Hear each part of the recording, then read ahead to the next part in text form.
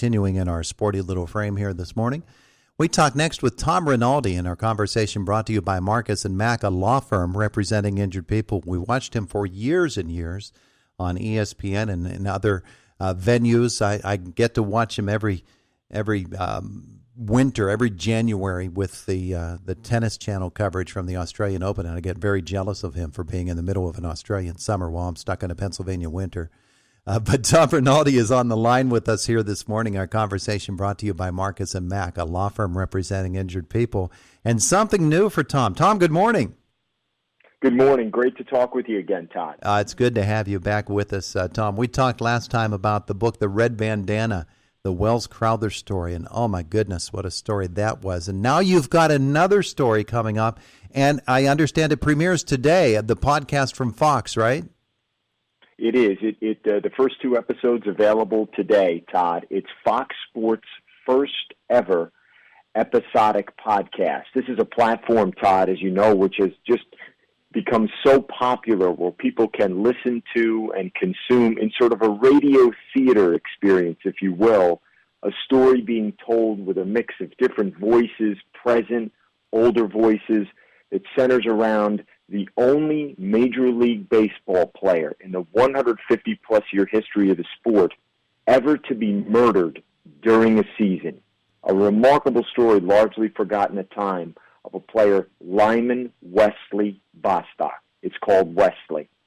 And it's amazing. I heard some snippets on it with Kilmeade last week when you were talking with Brian, whose show is coming up here in just a couple of moments. I had just graduated from high school when Lyman Bostock was killed.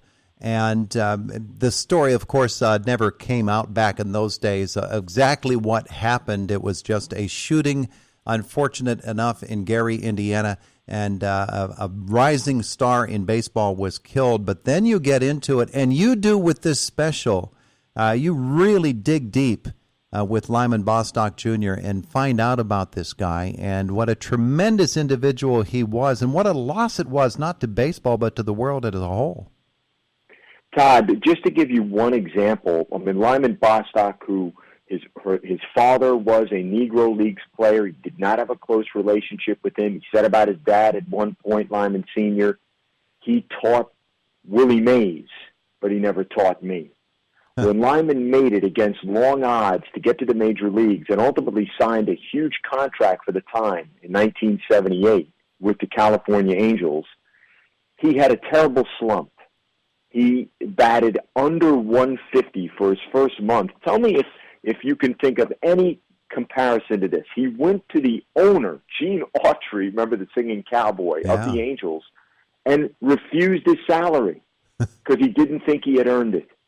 Autry said, well, if you hit a home run for every game the rest of the season, we're not going to pay you any more, Lyman. You need to take it. He took the money and gave every cent to charity to help youth in and around Los Angeles, where he had spent a lot of his childhood.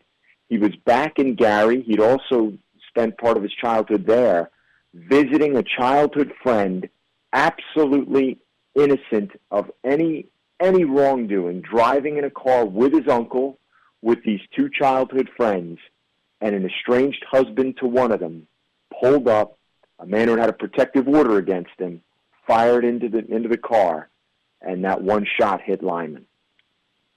And he was killed in that, thankfully, only a very minor injury to the woman at which the man was actually aiming the shotgun. But the tragedy and the senselessness of it, somehow Lyman Bostock's story actually pulled away some positive takeaways from it, in that laws were changed because of it. Somehow, even in death, Lyman Bostock was able to make a difference in the lives of a lot of people. Exactly, Todd. Well, one of the further compounding the tragedy, the man who killed him, Leonard Smith, went through not one but two trials, all of which we unfold and tell the stories of through the episodes of Wesley, the podcast. And incredibly, after that second trial, 6 months later, he's free entirely. How that happened, why it happened, the change in Indiana law, and then how that changed state law in many other parts of the country. All of that is explained and explored in these episodes, these 8 episodes, the first 2 out today, Todd, everywhere you get your podcast, Apple, Spotify, all the platforms, and then 2 episodes per week for the next 4 weeks. So you put it together in 8 episodes, and I don't know heading into this if that was the intent, was to go 8 episodes on this one story, but what a story it is. And I would assume that early in this series you're going to get into the early life of Lyman Bostock and what an unusual young man he was. He didn't follow the typical path to Major League Baseball, or even to college baseball. Absolutely, and I appreciate you knowing some of those facts, Todd, and setting it up that way.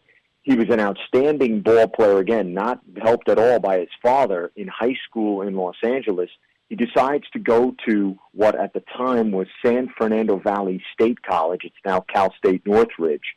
But he never sees the field for the first two years that he's in college because he's swept up in student protests at the time, all of the chaos and upheaval of the late 1960s. And he's arrested along with hundreds of other students as part of a protest. He's somehow deemed as a ringleader. He faces felony charges. He goes to jail at one point. Ultimately, he has a lot of peer pressure to give up baseball. He doesn't. He feels it's his true calling.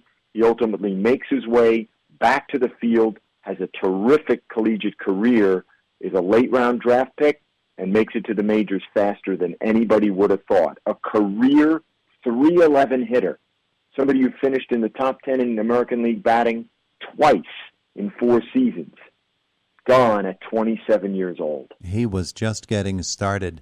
During the course of the podcast and in listening to what snippets were played last week on Brian Kilmeade's show, we get an idea of the effect that he had on his teammates and in that locker room in the clubhouse for the Minnesota Twins first and then for the California Angels. Even these years later, you get a sense of what a loss it was through the emotions expressed by also many people who knew him back then. Again, Todd, I so appreciate your awareness and your preparation for talking about this. In one of the moments that we think, I know it certainly moved us in putting the project together, we think will really move people, to take you back to the day, September 24th, Lyman was shot late on September 23rd of 1978. He died early the next morning. His team, the Angels, played a game that day. Think about that happening today. Man. A player murdered and his team still playing a game that day. Carney Lansford, who would be a batting champion and an all-star, he took Lyman's place as a rookie in the lineup. And what did he do in his first at-bat? He had a home run. Ran around the bases with tears in his eyes and has those same tears, in a sense, as he recounts all the emotion that went through him and his teammates in finding out what had happened when they knew Lyman was gone. It's just amazing to be able to listen to this story all these many years later. And there's also the sense that had these stories been allowed to fade away, that we would never have heard the name Lyman Bostock and been able to hear this story again, except for this new series of podcasts that you have put together. Tell me about coming to Fox Sports and being given the freedom to pursue stories such as this. It's been an incredible opportunity. The folks at Fox have been fantastic. Todd, I've been so blessed and fortunate in my career with timing and opportunity. Had a wonderful 20-year run essentially at ESPN and left to go to Fox to do some different things. This among them, the chance to work in some different formats and spaces. Had the chance to co-direct the All Madden documentary in my first year, sort of a love letter to John, who passed incredibly 3 days after he saw it debut with his family on Christmas morning, last Christmas. And then the opportunity to tell this story, a story that we told at ESPN 14 years ago. And one of, we hope, the compelling aspects of this case, of the podcast, Todd, is when we revisit the encounter that I had with the man that killed Lyman, finding him 30 years after the killing and botching that encounter. And we revisit that and the regret that I've carried since then. Oh, now that gentleman has passed away, correct? He has. Leonard Smith died 2 years after that encounter in Gary, Indiana, about 6 blocks away from where he had fired the shot that killed Lyman.